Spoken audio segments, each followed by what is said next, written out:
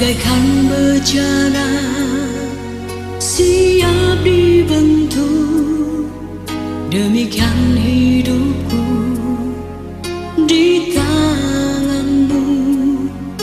Dengan urapan kuasa rohmu, ku dibaharui selalu. Jadikan ku Allah dalam rumahmu, inilah hidupku di tanganmu. Bentuklah seluruh kehendakmu, pakailah sesuai rencanamu. Ku mau sepertimu Yesus, disempurnakan selalu. Shalom, Bapak Ibu dan saudara-saudari sekalian. Kita bertemu kembali dalam mendengarkan firman Tuhan untuk hari ini. Dan kita bersyukur karena Tuhan masih memberikan kesempatan bagi kita, memberikan kesehatan, memberikan sukacita, memberikan damai sejahtera. Terlebih-lebih Dia masih memberikan kepada kita kepintaran sehingga punya kerinduan untuk mendengarkan firman-Nya. Untuk itu marilah kita persiapkan hati dan pikiran kita untuk mendengarkan firman-Nya dalam doa kita. Kita berdoa. Terima kasih ya Tuhan atas kehidupan yang Tuhan berikan. Kami percaya hidup kami sebagaimana apa adanya hari ini. Pada saat ini semua adalah karena anugerah Tuhan. Dan sebagai rasa syukur kami untuk semua berkat yang Tuhan limpahkan kepada kami.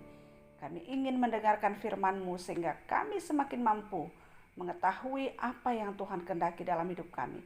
Dan kami juga akan semakin mampu untuk melakukannya di dalam kehidupan kami setiap hari. Inilah doa kami, berfirmanlah kepada kami, karena kami sudah siap untuk mendengarkannya. Di dalam nama Yesus kami berdoa dan bersyukur. Amin.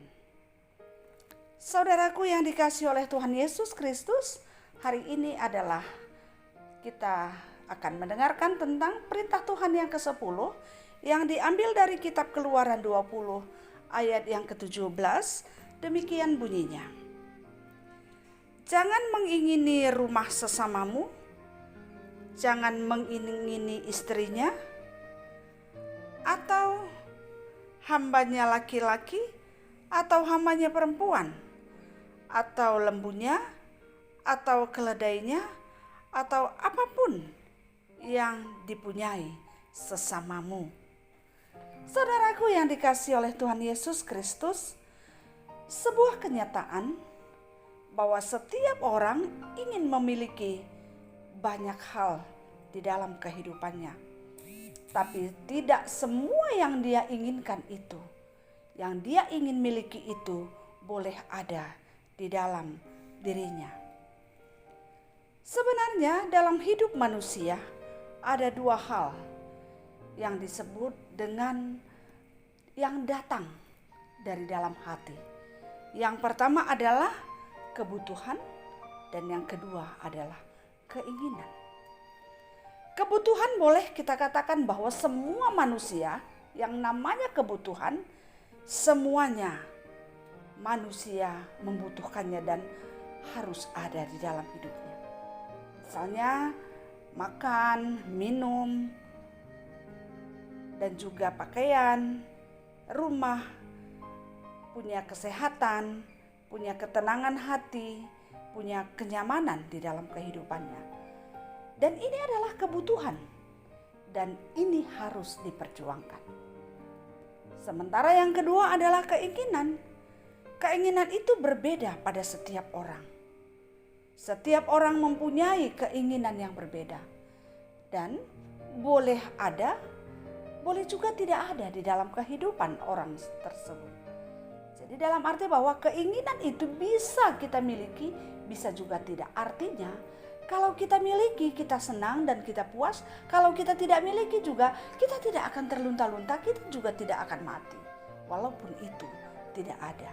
Misalnya boleh kita katakan ada orang punya keinginan, punya mobil, punya perhiasan, punya rumah mewah, punya deposito dan lain-lain. Namun pada kenyataannya, kecenderungan manusia lebih mengutamakan keinginan daripada kebutuhan. Bahkan ada yang membuat keinginan menjadi kebutuhannya. Artinya yang seharusnya itu keinginan dia posisikan menjadi kebutuhan. Sehingga dia akan berjuang untuk mencapai keinginannya itu. Ketika dia tidak mendapatkannya, maka mungkin dia akan merasa stres atau dia akan merasa sakit hati atau penasaran dan ingin berjuang untuk mendapatkan. Padahal sebenarnya walaupun itu tidak ada masalah di dalam kehidupannya. Dia bisa saja terus menjalani kehidupannya sebagaimana layaknya. Sering keinginan muncul dari penglihatan. Keinginan itu muncul dari penglihatan terhadap orang lain atau terhadap apa yang dimiliki orang lain. Seperti dalam nats ini mengatakan bahwa keinginan mengingini istrimu, mengingini atau suami, mengingini hamba atau harta dan lain-lain. Jadi firman yang kita dengarkan hari ini mengajak kita supaya jangan mengingini hal ini tadi semua. Tapi bukan berarti tidak bisa kita berjuang untuk memenuhi keinginan. Tapi apa yang dimiliki orang lain tidak harus kita miliki. Karena itu keinginan. Sebab Tuhan memberikan sesuatu dengan berbeda antara satu dengan yang lain. Tuhan memberikan sesuatu itu berbeda-beda antara satu orang dengan yang lain.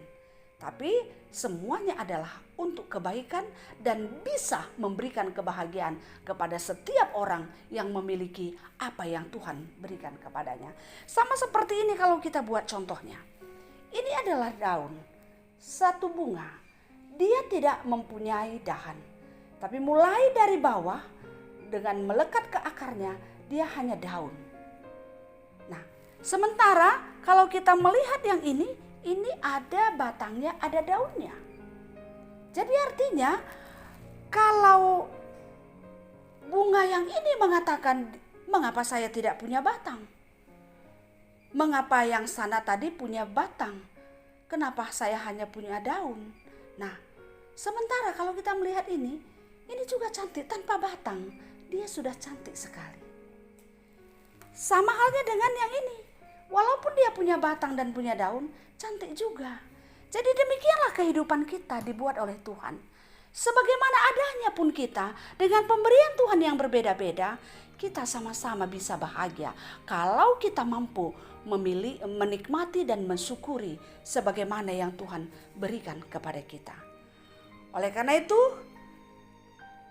kita harus sadar bahwa kenyataannya keinginan sering sekali membuat manusia stres dan tidak tenang dalam hidupnya. Oleh karenanya saudaraku yang dikasihi oleh Tuhan, kalau ingin berkeinginan silakan saja. Tapi harus dengan kesadaran yang penuh. Silakan punya keinginan tapi harus punya kesadaran yang penuh. Artinya sadar akan kemampuan kita. Mampukah kita mencapai keinginan itu? Sadar kita juga akan kesempatan kita. Apakah memang kesempatan itu kita miliki untuk mendapatkan keinginan itu? Mungkin kita tidak punya kesempatan lagi, atau mungkin ia punya kesempatan. Mungkin karena usia kita, atau mungkin karena kesehatan kita dan sebagainya. Kesempatan itu sudah berlalu. Dan juga kita harus sadar akan kemungkinan. Apakah memang mungkin kita akan mendapatkan keinginan kita itu? Dan juga kita harus sadar akan etika. Jadi kita tidak boleh punya keinginan saja, hantang kromo saja tanpa memikirkan etika untuk mendapatkan keinginan itu. Dan yang terakhir kita harus sadar akan kehendak Tuhan. Karena yang dikehendaki Tuhan adalah yang terindah dalam hidup kita. Sebagaimana adanya pun itulah yang terbaik. Sekali apapun yang kita miliki, kalau itu adalah kehendak Tuhan, itu semua bisa membuat kita bahagia dan tenang di dalam hidup kita. Oleh karena itu supaya kita tenang, Perbanyaklah kesadaran ketika berkeinginan. Perbanyak kesadaran ketika berkeinginan dan percayakanlah seluruh keinginan kita kepada Tuhan. Sehingga kita akan mampu berpikir jernih untuk berkeinginan dan mencapai keinginan kita atau mengejar keinginan kita. Demikianlah firman ini disampaikan kepada kita, biarlah Tuhan yang akan menata seluruh hati kita, pikiran kita, dan perasaan kita ketika kita di dalam hidup kita punya keinginan dan kebutuhan. Sehingga kebutuhan itu akan kita perjuangkan, keinginan itu akan penuh dengan kesadaran. Tuhan memberkati kita. Amin. Kita berdoa. Terima kasih ya Tuhan untuk firman yang sudah kami dengarkan. Ajar kami ya Tuhan supaya kami mengerti untuk membedakan apa yang menjadi kebutuhan kami. Dan kami harus memperjuangkannya. Walaupun kami harus berjuang bekerja keras. Dan apa yang menjadi keinginan kami. Sehingga kami tidak membabi buta untuk berkeinginan. Kalau itu bukan kehendak Tuhan, ajar kami untuk menikmati apa yang Tuhan berikan kepada kami. Sehingga kami boleh berbahagia dalam setiap situasi yang Tuhan berikan, yang Tuhan tetapkan di dalam kehidupan kami. Bantu kami ya Tuhan untuk semakin menyadari akan rencana dan kehendak Tuhan. Dan juga terhadap berkat-berkat Tuhan yang Tuhan berikan dalam hidup kami. Sehingga kami tidak mengeluh, kami tidak ingin selalu seperti orang lain. Tapi kami bisa memandang kasih Tuhan di dalam hidup kami. Dan pada saat ini kami juga berdoa ya Tuhan untuk orang-orang yang stres karena dikuasai oleh keinginannya. Tuhan menerangi hati dan pikirannya. Sehingga ketika dia sadar akan keinginannya, dia tahu akan rencana Tuhan, dia mengerti akan dirinya, maka dia akan mampu untuk kembali ke jalan yang Tuhan berikan. Untuk kembali kepada kehidupan yang Tuhan berikan. Sehingga dia boleh menikmati dan menjalani kehidupannya. Dan tetap kami berdoa ya Tuhan tentang saudara-saudari kami dimanapun mereka berada yang sudah terpapar virus corona. Tuhan memberkati mereka. Tuhan berkenan untuk membersihkan tubuh mereka dari virus ini sehingga mereka mendapatkan kesehatan yang datangnya dari Tuhan. Dan kami juga semua berikan kemampuan bagi kami untuk taat terhadap protokol kesehatan. Inilah harapan kami, seluruh kehidupan kami serahkan di dalam nama Yesus Kristus Tuhan kami. Amin. Demikianlah firman Tuhan yang kita dengarkan pada hari ini. Saudaraku yang dikasihi oleh Tuhan, biarlah damai sejahtera yang datangnya dari Tuhan yang melampaui segala akal dan pikiran kita akan menyertai kehidupan kita pada hari ini atas berkat Tuhan. Sehingga kita boleh sukacita dan bahagia. Amin. Mau sepertimu.